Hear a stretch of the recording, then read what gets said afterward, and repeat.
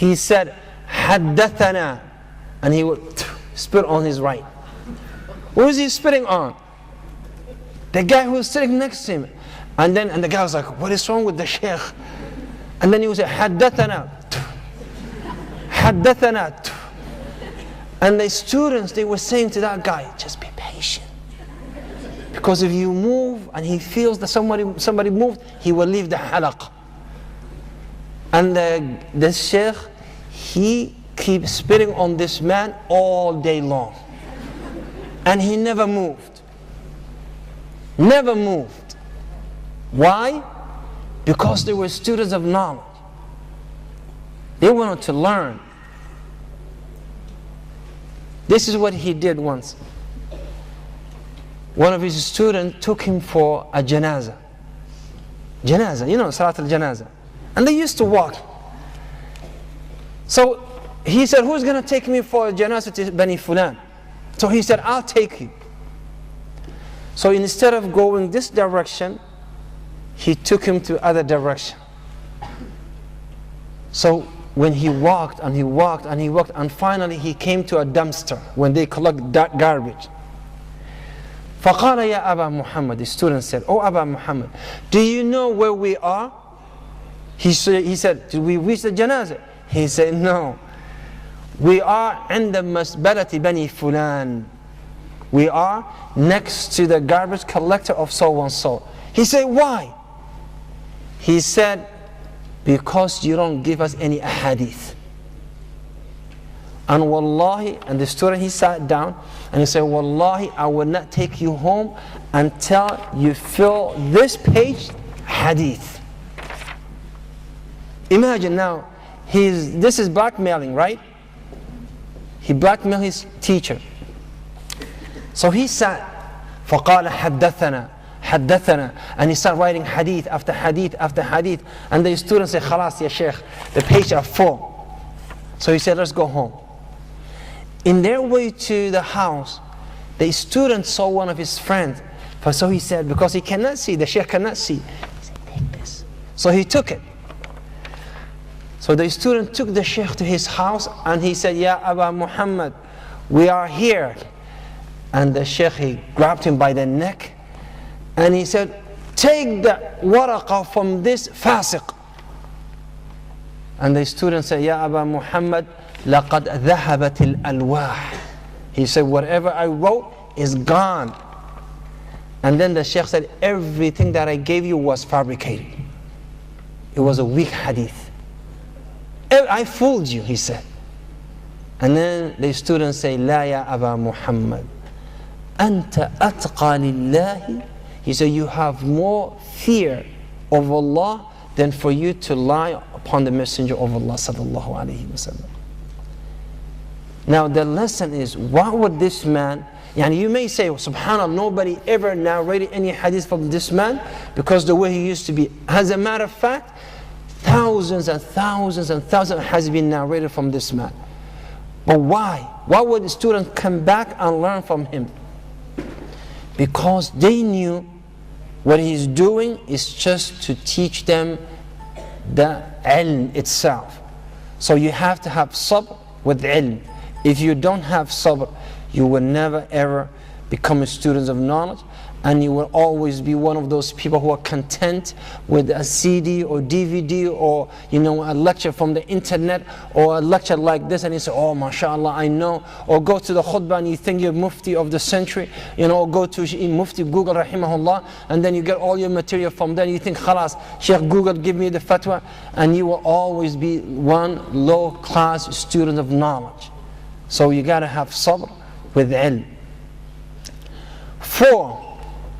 The fourth thing that you should do is memorize the material. Al-hifz. If you just listen, and you don't memorize, then you did not gain anything. Let me ask you right now, who said, I will learn, and I mentioned the name, I will learn until I die? Who said that? Who? Ahmed, only one person. What was the name, the sheikh by the name Hafacho? What was his name? Sorry? Al-A'mash. One brother, mashallah. If you don't memorize this, then you are wasting your time. If you hear because you want to be entertained, then you're wasting your time. You should memorize everything. And you know what Ibn Qayyim, he said, rahimahullah? He said, your brain is like your muscles. If you go and you lift weights, brothers, with the chicken legs, what would happen? If you just go and you hit the gym and you start lifting weights, what would happen? Of course, your wives will be impressed. And your future wife will say, MashaAllah, look at those little chicken muscles. Alhamdulillah. That's true. So muscles will grow. Am I right? Ibn al-Qayyim, he said, if you train your brain to memorize something every day, then your memory will become strong. Imagine, every day you take this task upon yourself and you say, every day I will memorize only one ayah. If you finish the Quran, you say one statement. And you don't sleep unless you memorize one. Trust me, by the time I come back to Denmark, you're going to be sitting here and you're going to be the sheikh of the city. You're going to be giving lectures. Why? Because you just keep adding one statement a day, one statement a day. And then your memory, your maskahradu, they become very strong. When someone tells you something, you will memorize it just like that. So al-hifz, ilm without hifz is not a ilm. So you got to make sure that you memorize as much as you can. يقول عبد الرزاق بن همام رحمه الله: كل علم لا يدخل مع صاحبه الحمام أو الحمام قال فلا تعده علما. He said any knowledge that doesn't go with you to the bathroom is not a knowledge. Any knowledge, any ilm that you can't take it to the bathroom, then it's not knowledge. It's everything is on paper and everything is written, and you have shelves that is full of books, but there is nothing here. And when you go to the bathroom, there is nothing comes with you. You are ignorant and you're not a student of knowledge. So Abdul Razak bin Hammam is saying, any ilm that you can't take it to the bathroom, it's not ilm. It's not knowledge. You name it, whatever you want to name it. You call it whatever you want to call it. It's not ilm. So you have to learn that. Fifth, you have to have adab, etiquette. You can't be sleeping in the class. You can't be reclining in the class. You can't be dozing off. You cannot be texting someone in the class. You cannot be just, daydreaming about your future husband or your future wife.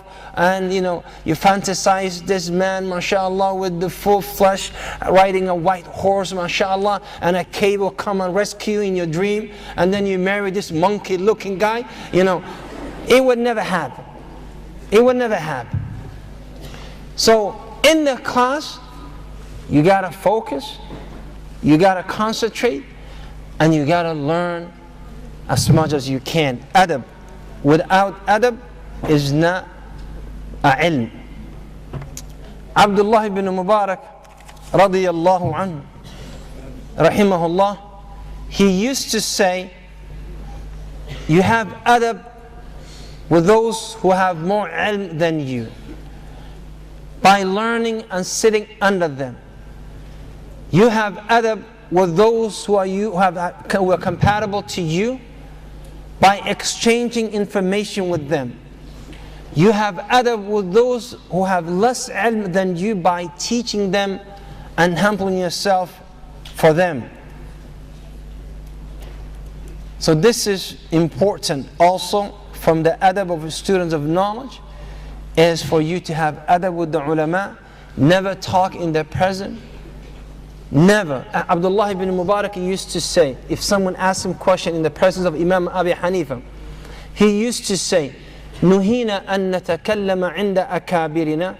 He used to say, we were taught not to speak in the presence of our elders. If you have alim or students of knowledge sitting in the majlis, you have no right to speak or to say anything whatsoever. Number 6, Act according what you learned. Put this ilm into action. Let the ilm be part of you, not information. See, all of us, we have some information. But majority of the information that we have are nothing but information. Nothing in practice. An ilm without practice is not ilm. It's just information. Ahmed bin Hanbal used to say, he said, Wallahi, I act according to every hadith that I ever wrote. And he only wrote, on his book is only 35,000 hadith. But the man memorized over 1 million hadith. So imagine, he said every hadith. He said even when I read the hadith of the Messenger of Allah did hijama and he gave dinar, I went and I found someone and I said, give me hijama. And when he finished the hijama, I gave him dinar, exactly like the Messenger of Allah sallallahu alaihi wasallam.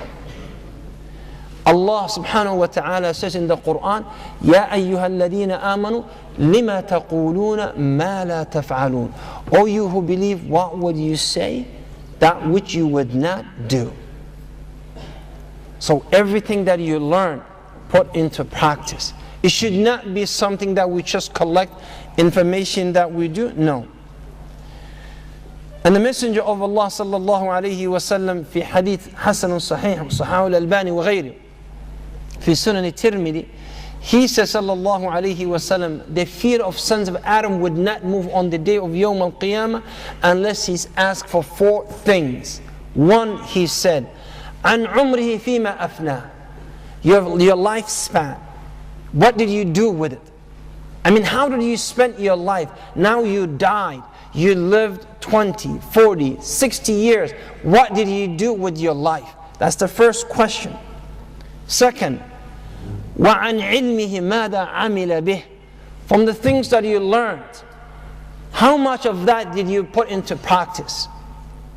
Was it just information or something that you practiced? قال وعن ماله من أين اكتسب وفيما أنفق. And your wealth, from where did you acquire? How did you gain this wealth? And through what channels did you disperse and use that money for? How did you waste that money? قال وعن جسمه وفي رواية عن شبابي فيما أبلى. Your youthfulness, this energy, this compressed, concise, powerful energy, what did you do with it? You know, oh, I was playing football, or I was enjoying myself, I was doing, this and that, I was playing video games. None of that would benefit unless there was khair in it. So this is 5th point, that if you're a student of knowledge, you have to do, inshallah. 6, you have to have methodology. What I mean methodology is like, you have to know way that you study. You got to develop. If you're not following a way that someone else used and is successful for you as well, then you got to develop your own way. Maybe you should say, my time that I should study is only after Salat al-Fajr.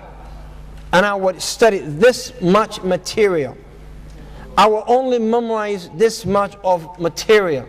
So you have to have your own methodology, your own manhaj of studying and memorizing material.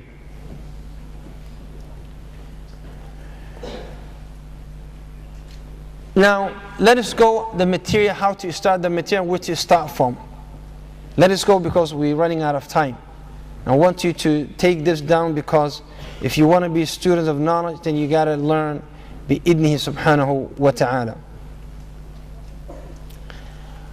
First of all, al-ulum, science, are 2 parts. Al-asli, ulum al-asliya, and this is the original, the basics of, or the fundamentals of ulum of science. And these are Quran and its science. Yani tafsir, let's say tafsir, hadith, fiqh, and Aqidah. And of course, Seerah or Tarikh. These are the major area. There's something called Ulum al-Ala.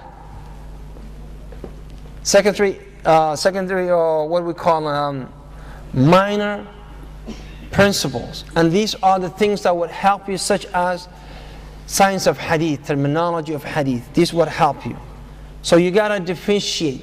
You should know when to learn the basics and when to learn those who are not essential in this. For tafsir, the first tafsir that you should start is tafsir Abdul Rahman al-Sa'di. When you finish tafsir al-Sa'di, then you go and you start with tafsir al-Suyuti. When you finish the tafsir al-Suyuti, then you go with tafsir Ibn Kathir. You go tafsir Ibn Kathir, or Ibn Kathir, I'm sorry. In terms of Aqidah, you learn the basics of Aqidah, such as what is known Tawheed al-Uluhiyya. Tawheed al-Uluhiyya first. Tawheed al-Uluhiyya. And mainly you can find this in the fundamentals, 4 fundamentals, or Qawa'id al-Arba'a, or Usul al-Thalatha, or something in those lines, or the nullifiers of Islam. And then you go to Kitab al-Tawheed, and then you go to a kitab called Fath al-Majid fi Sharh Kitab al-Tawheed. It's the explanation of Kitab al-Tawheed. This is what you should be doing. And of course in fiqh, if you study certain fiqh before you go into khilaf of the ulama and so on, it's better, it's always better. And of course you read books that would help you, like Usul, the Sheikh ibn Uthaymeen and others, and you take one step at a time. From Kutub al-Hadith, then you should go with Arba'in al-Nawawi. When you finish, how many of you memorize Arba'in al-Nawawi? Okay, mashallah, 3 out of 300, good, not bad. Arba'in al-Nawawi, no student should say, I'm a student of knowledge, or want to be students of knowledge before they start memorizing 40 hadith. When you finish 40 hadith, then you go the explanation perhaps of 40 hadith, which is Jami' al-Ulum wal-Hikam ibn Rajab al-Hanbali. Then you go to Kutub ibn Riyad al-Salihin, al-Nawawi, and so on. When you finish this, you go Umdat al-Ahkam, Kitab Umdat al-Ahkam. Umdat al-Ahkam, someone, he went and he collected a hadith Sahih al-Bukhari or Muslim that pertains to the rulings, and he compiled them, and he said these are the ahadith that the 2 Imam agreed upon. So it's Sahih, Sahih, Sahih. So you study and you memorize Umdat al-Ahkam. And of course Al-Bassam, he explained that book, Taysir al-A'lam fi Sharh Umdat al-Ahkam.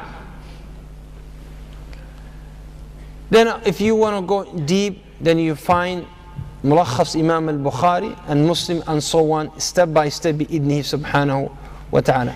This is the basics that you would need, insha'Allah. And if we have more time, bi'idnihi subhanahu wa ta'ala, perhaps I would answer through your questions. And I will stop here. I think I'm running out of time. Jazakumullahu khair. Jazakallahu khairan.